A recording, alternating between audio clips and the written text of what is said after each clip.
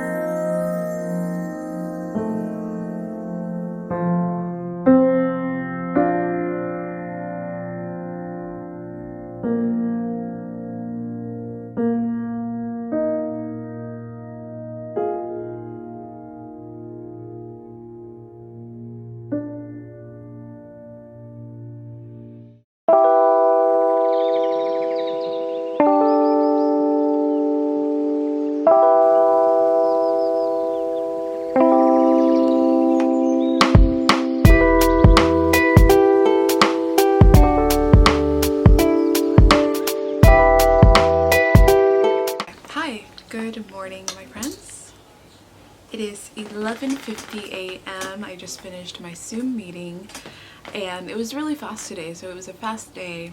So now for the rest of the day I'm just gonna eat. Today's Friday, like 4 a.m. I did go to sleep at 2 a.m. It was just very hard to stay up. I was falling asleep and I wasn't really processing the writing and the book, so I had to go back and reread this morning to really understand what is going on. First initial thoughts are, it's already gonna break my heart. It's about a mother and a son, and this son, who is little dog, is writing a letter to his mother as a 28-year-old. And he's just remembering all the events that happened as a child and how his mom was going through PTSD from the wars in Vietnam. The story begins with little dog, who is the speaker of the story, the protagonist, and it is written in first-person point of view. He introduces the story with writing a letter to his mom, and he is recalling back the moments when they were at a rest stop in Virginia, and there was a taxidermy buck, and his mother was horrorized to see a decapitated animal right in front of them. He could not believe why would anyone want to display an animal and preserve death in that way. The author writes, a death that keeps dying as we walk past it to relieve ourselves. And that's so true. There are many reasons why little dog is writing this letter. One of those is because he wants to break free, and he references himself as the monarch butterflies. The monarch butterflies always fly south to Central America. He references himself as them because he wants to break free. He also remembers the time when he was 5 or 6 years old, when he played a prank on his mother and he left behind the hallway and he scared her. His mother responded with screaming and crying because of the PTSD that she had. He also recalls the times that his mother hit him, which were kind of like horrorizing and terrifying because we already knew that his mother was not stable. And he writes of many things that his mom did for him, the good and the bad. The times that she used to hit him, like for example, she threw the Legos on his head and he started bleeding. Also the time when she was just having one of her episodes and she grabbed a knife and told him to go away. He also recalls the time when he tried to teach her to read and she just grew frustrated. And she mentions that she doesn't need to read when she has eyes. On page 32 he says, that night I promised myself I'd never be worthless when you needed me to speak for you. So that's when he became his family's interpreter and always interpreting things. Reminded me of me and my siblings and I, we always used to be our parents' interpreters. They didn't know English, so growing up we had that expectation from us that we had to read their letters that were in English and we had to interpret them in Spanish. So that just hit hard and it just reminded me of when I was a child. It's just so powerful and devastating. I can't wait to keep reading. I'm liking it so far. The writing style is way different than what I read, but I definitely can grow used to it. And it's only 200 pages, so I think that I'll be able to read this in 24 hours, hopefully. Read, and then I will talk to you guys a little bit later about the book.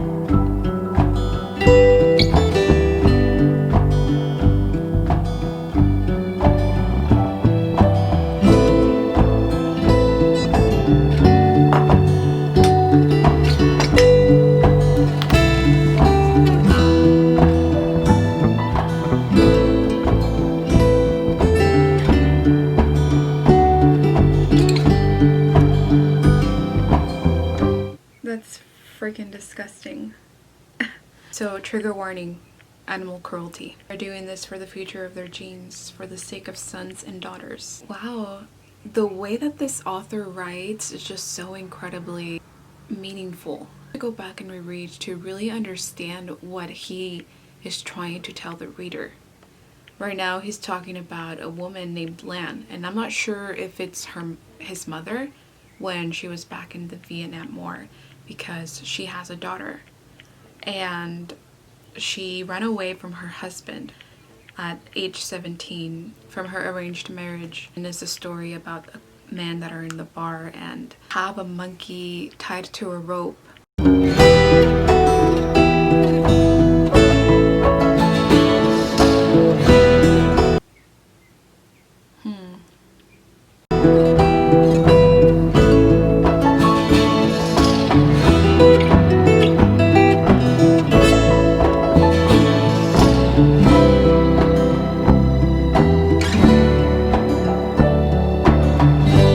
It's 2:32 p.m. I have exactly 10 more hours for this 24-hour reading vlog to end, and I am taking this one slow. I'm trying to process all the stories together, and I am on page 58, so I haven't done a lot of reading, but just because I keep going back to really understand what is going on. I already learned a little bit about his mom and his grandma, and also introduced us to his grandpa Paul. It's a section in the book where he starts talking about Tiger Woods' parents and how they met. I think the reason why he puts his story in here is because he relates his story to his mom's, because they were both products of the war in Vietnam.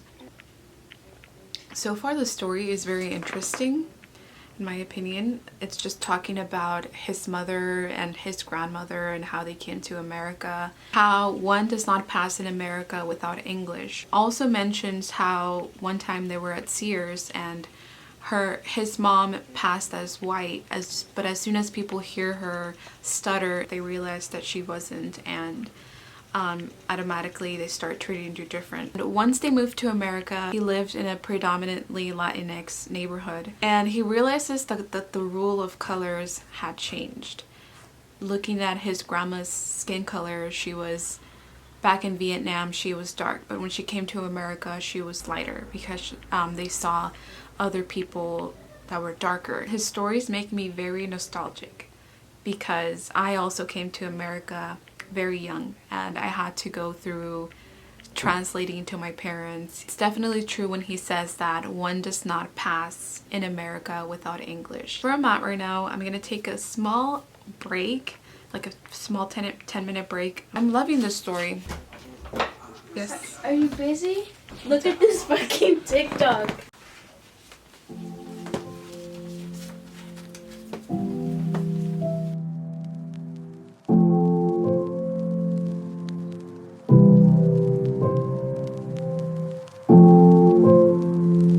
Dinner. It is now 5:00 p.m.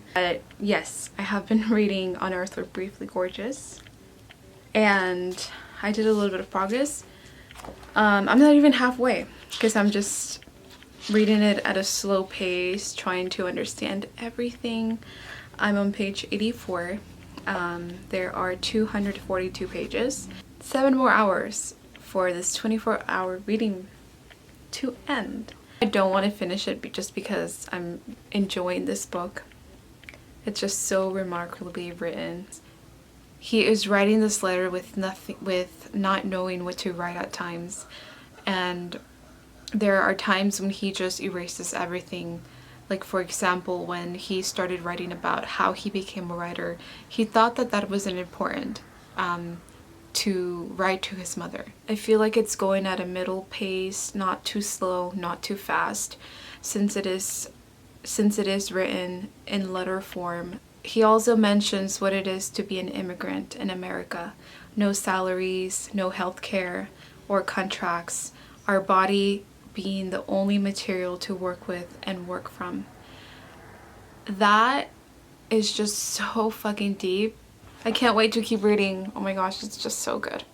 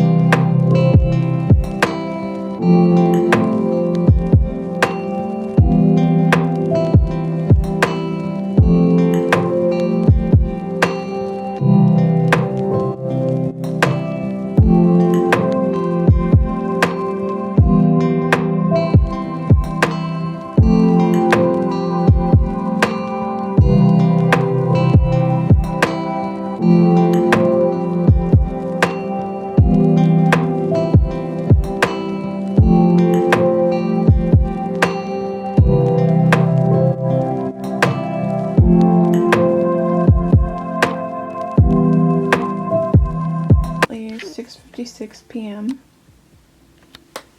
and I am on page 124 with it.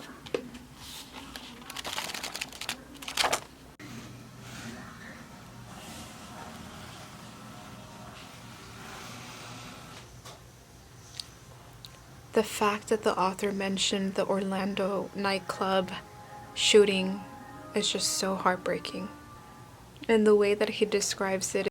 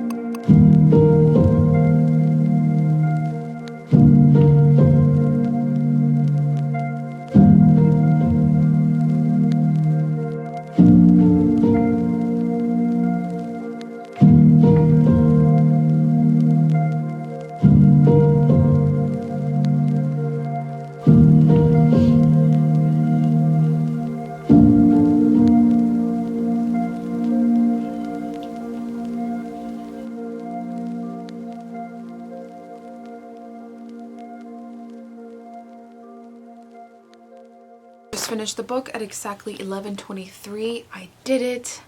I finished before 12 o'clock a.m. I really liked page 238 where he starts talking about beauty and how some things are hunted because we have deemed them beautiful. If relative to the history of our planet, an individual life is so short, a blink of an eye, as they say, than to be gorgeous, even from the day you're born to the day you die, is to be gorgeous only briefly. To be gorgeous, you must first be seen, but to be seen allows you to be hunted. I loved it so much. It was very good. Really liked the ending and how he talked about beauty and life and reincarnation. If it is true that he hopes that his mother can come back as a girl and that she is able to live in a place where there's no war and she can have parents that could read to her each night and she can have lots of books. It was miraculously amazing. I loved it so much and I truly recommend you guys reading this. It is very slow in the beginning and it continues to be slow throughout the end, but that's what I liked about the story, because he took his time by telling the events that happened. As it was emotional at times when he mentions the deaths in his life and his grandma having cancer, and the way that he described when she was on her deathbed. There is a poet. This is his first novel, so we can see the poetry in this beautiful writing and the way that he writes to his mother, who believes that she doesn't need to read. She doesn't need to learn to read because that reading is a privilege. You made it possible for me with what you lost. That is all for today. I am gonna end the vlog here. I hope you guys enjoyed me reading On Earth We're Briefly Gorgeous in less than 24 hours. Actually, I read it in 23 hours. It was a great read, good time, and yeah, I will see you guys later.